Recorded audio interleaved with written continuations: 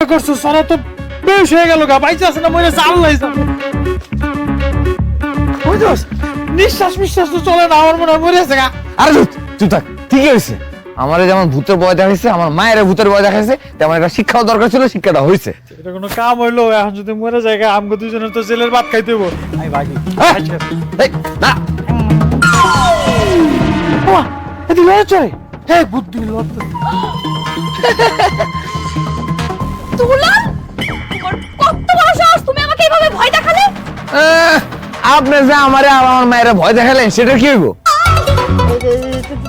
তুই না অজ্ঞান হয়ে পড়ে গিয়েছিলে এখানে আসলে কিভাবে হায় রে আপনাকে গল্পের একটা দুর্বলতা আছে এই যে ভূতটা সাজলেন এটা কোনো ভূত কোনো জাতের ভূত হইছে এই ভূতটা ঠিকভাবে সাজতে পারলেন না হাতের মধ্যে কি গড়ি মনে হইতেছে ভূত চাকরিজীবী আরে ঘড়ি দেখে তো আমি বুঝতে পারছি আমার হঠাৎ মনে হয়েছে